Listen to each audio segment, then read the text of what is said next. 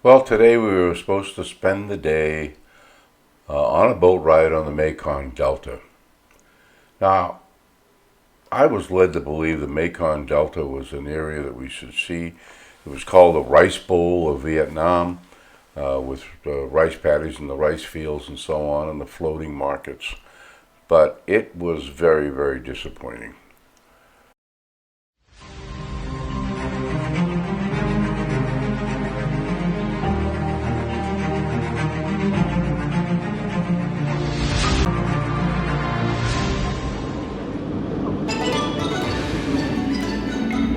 The Silver Sea Cruise Line, for normal excursions when we get off the boat, we're using motor coaches. But today we were on smaller vans, 8 and 10 passenger vans, because some of the roads we were going to go on and the things we were going to see were not accessible for the buses.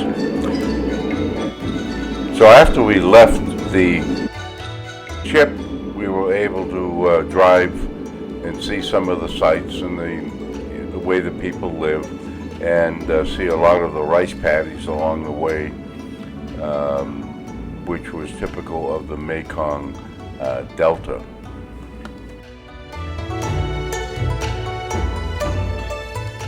As I said in the previous videos, it was very desirable to live along the main road.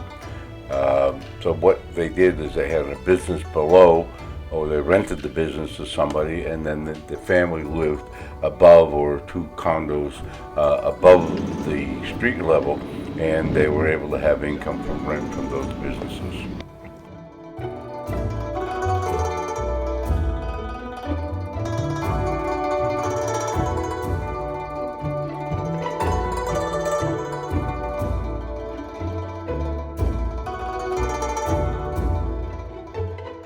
The Vietnamese people do not cremate their dead, they bury them, and they put them in very elaborate mausoleums on their own property. They revere the dead more than the living. They don't celebrate their birthdays, but they do celebrate the anniversary of their deceased relatives, and they keep them on their land, which also makes their land their own forever.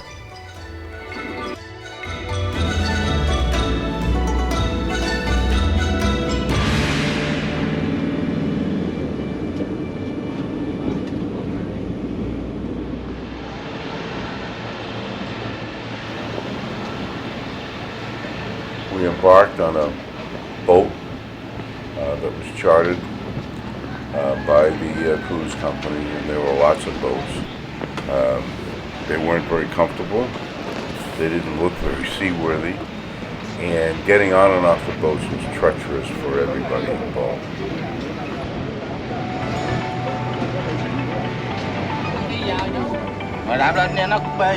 Okay for you to walk for 200 meters.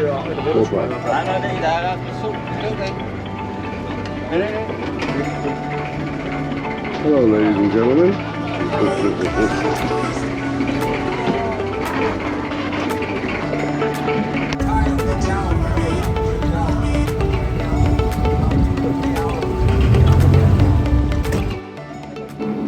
The Mekong River and its tributaries were very murky. They had a lot of silt, but the silt actually cleaned the water. The water stuff floating in it, but at high tide the water is very clean, and the people who live on the riverbanks wash their clothes and cook and clean the dishes and so on at the water at high tide, as the silt filters the water.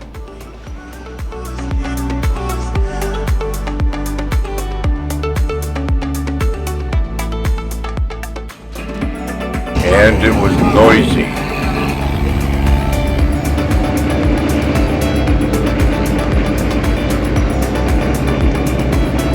"50 years ago, everybody lived like this. They built a house on the top of the water. They put mangrove trees in the mud, and they built a house like this. But now they have more money, so they build concrete. But they're still living like this. Everybody live on the riverbank.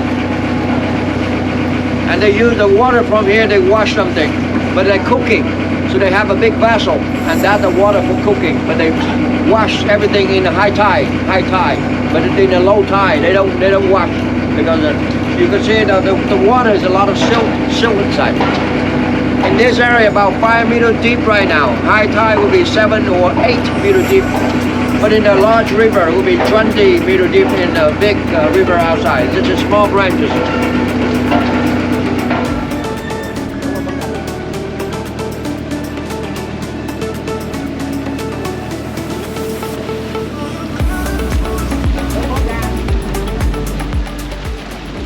As I said at the outset, it was disappointing because we expected greenery and jungle, and that's not what it was. It was a muddy river with pretty junky housing and boats on the shore. Sometimes we saw attractive housing, but not that many.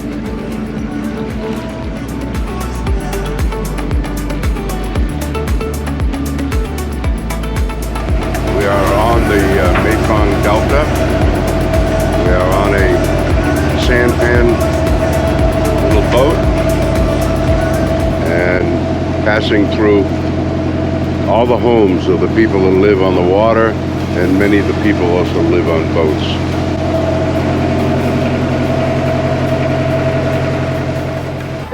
This family lived on the river and had a little business serving the tourists with coconut drinks.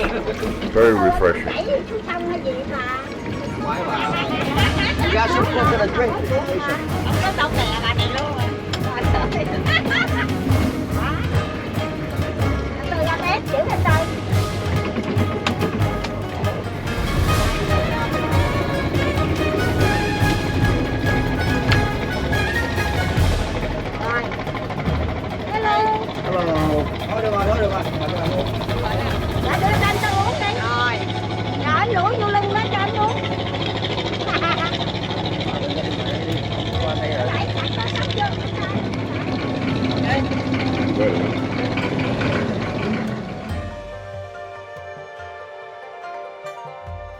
The many boats in the river served two purposes. One was that they lived in the boat, but the second, they were the transport of goods up and down the river, sort of like semi-trailers on water.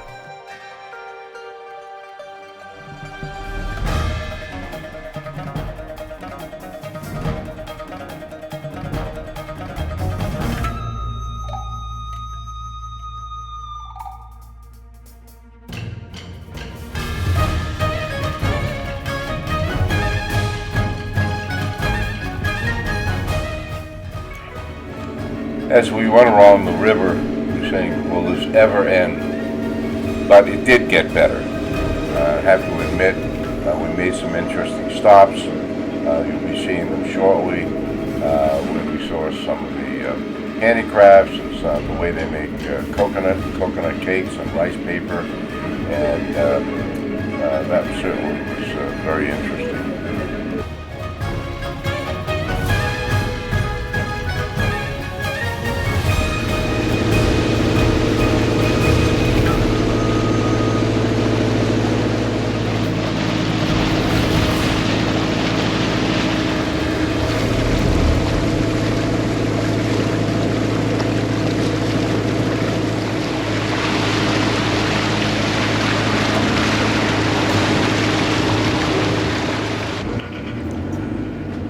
After a little while on the river, we got to stop and get off and walk through some of the front yards of those that were not facing the river and see how the people actually lived. That was quite interesting to see by the videos that they lived quite a normal life.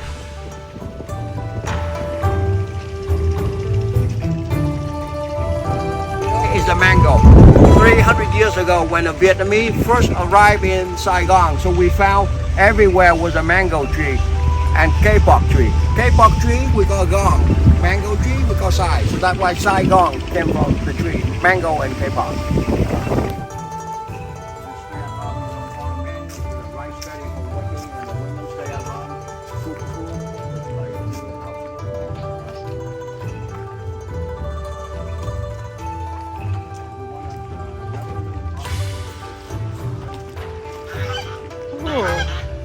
Beautiful.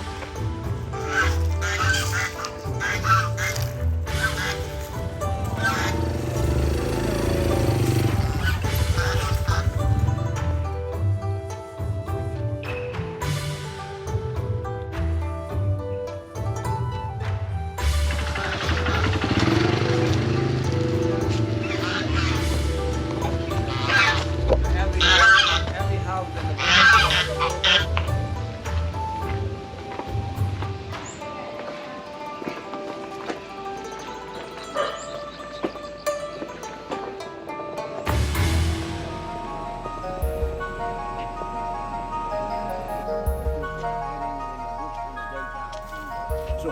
So most of the farmer in the farm, there was no information. They were illiterature, so they support the North Vietnam. They became VC, living in the bush. In town, most of the people volunteer or they do army, conscription. They join to the South Vietnam. So some family, father follow the North. Father became VC, and a son go to the school, and then they volunteer to the South Vietnam Army, and son and father were different side, and they're fighting against each other. So many family in this area. Father was VC and son was South Vietnam Army, or sometimes mother side, all Viet Cong, and the father side, all South Vietnam, and they marry to each other. It's many, it's just like Civil War.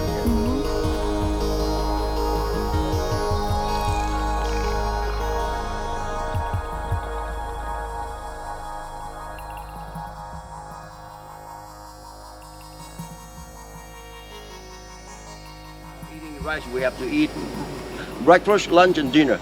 In 1965, Ho Chi Minh, he gave the order for a million North Vietnam army in Ho Chi Minh Trail. In the daytime, they rest, they, sleeping on a hammock. At nighttime, sun go down, so dark, so they move, they march at nighttime. So American plane could not see from a plane. So that's why, they use Agent Orange. So when they rest in the daytime, so they break the tapioca, break a little piece, and you put in the soil, and then 1 week, and then they grow. So for 2 or 3 months, it will be this height. Right. And then the root will be 1 or 2 kilo root, and they grow in the jungle. Next division, next to 3 months, another division, NVA go crush the trail. You have food to eat in the jungle. So that means you grow everything in the jungle. So that why they don't need to carry food with them. Bamboo shoot and the tapioca can feed North Vietnam, NVA, million soldiers, and can feed the Viet Cong as well. Of course, they know it.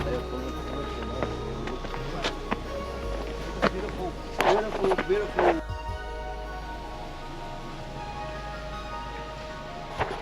Death, so the spirit will be born again. We got reincarnation.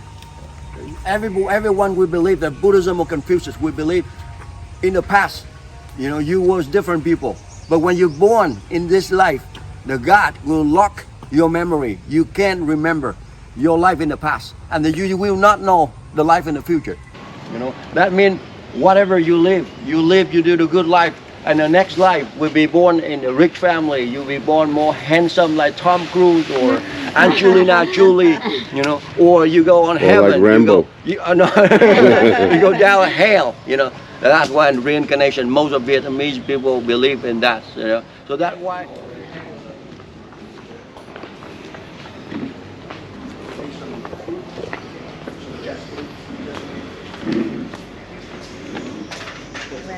Hi.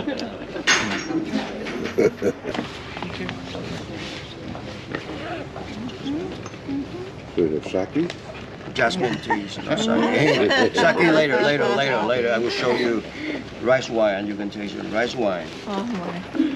This one is jackfruit. You can taste some. This one we call it the milk apple, and this one is Vietnamese oranges. This is one. No, he wants me last, so I know better than to jump ahead. Thank you.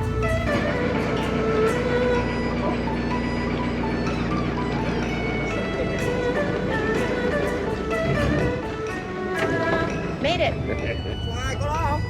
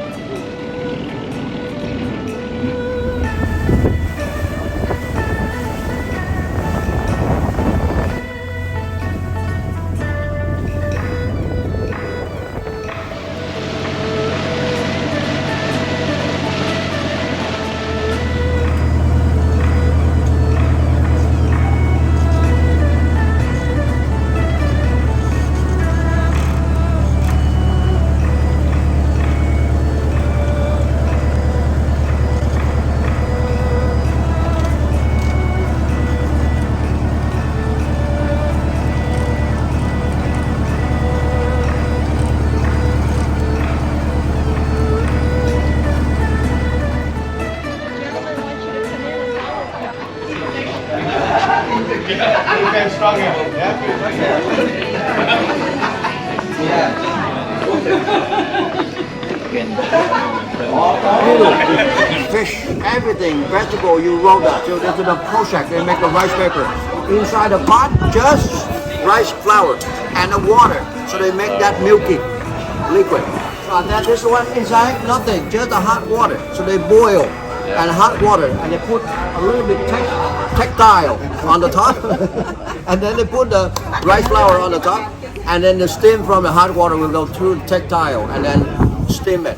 And after 10 seconds, you put the rice paper on the bamboo tray, and they leave it outside for 3 or 4 hours, and then 3 or 4 hours, and they will dry. So they can keep for 6 months or a year. Oh my! Before you make, and you just put everything on top and then roll it. Best one to drink, the red one, we call fire coconut, very good for drink. But the green one, they use for industrial.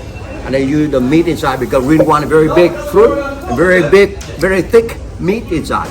So they break the juice they're not sweet, and they throw it away. We take some coconut candy. Oh my! Very fresh. I can get it? Thank you. I'm going to show you the process. Pop rice Go candy. ahead. Pop rice. Like- Everything, pop it by machine, but here they use the sand. They dry just the sand from the river. In the bottom of the Mekong River, a lot of sand, so they have to dry just all the time. So they dry the sand from the river.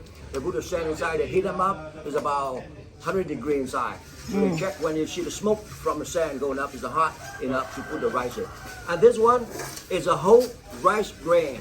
It's not the husk. This one a husk for burning, but whole rice grain. They have the rice seed inside, and then after hot enough, they will put hold the rice grain inside. They will stir the sand, so the sand will cover hold the rice. The rice will pop it. Watch this. Ready to take a picture? Amazing. Oh, I like popcorn. Oh, I like popcorn. Look at that.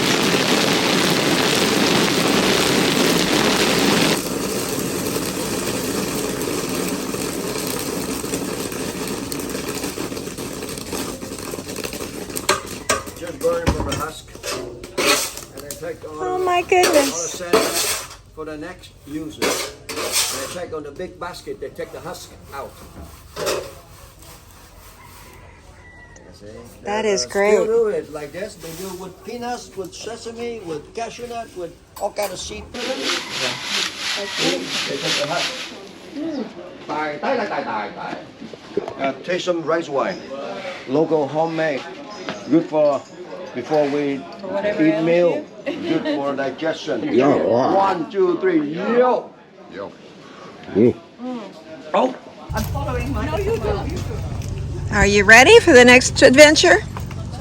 I'm ready. Is that lunch?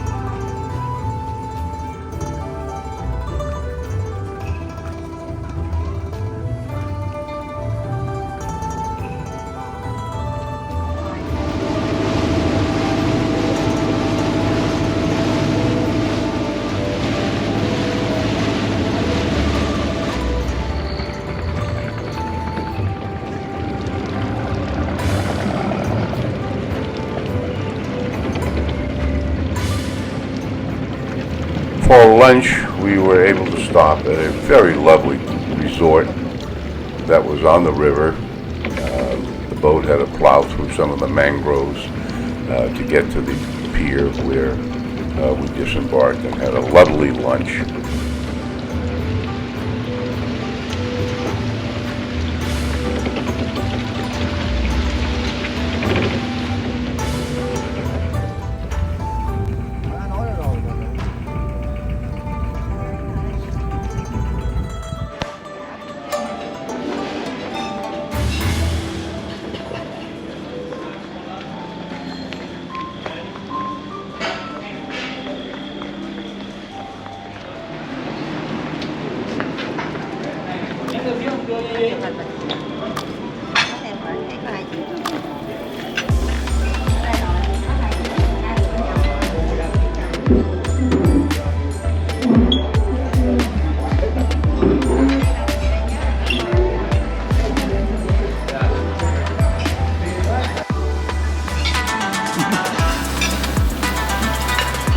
lovely. Cheers. Cheers. Do we get appearance from your YouTube?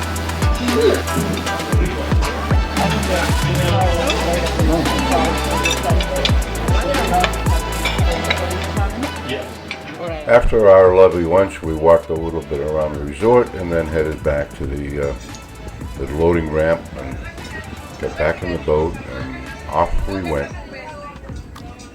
Back to the vans and going back to the ship. So a little recap in pictures right now.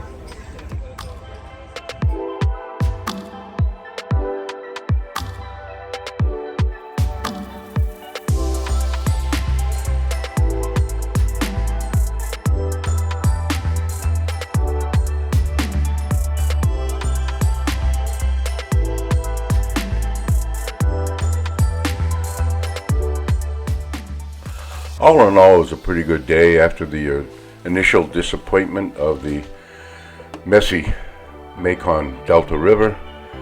We had a wonderful day. We saw a lot and we learned a lot. Thank you for watching. See the Bryce video.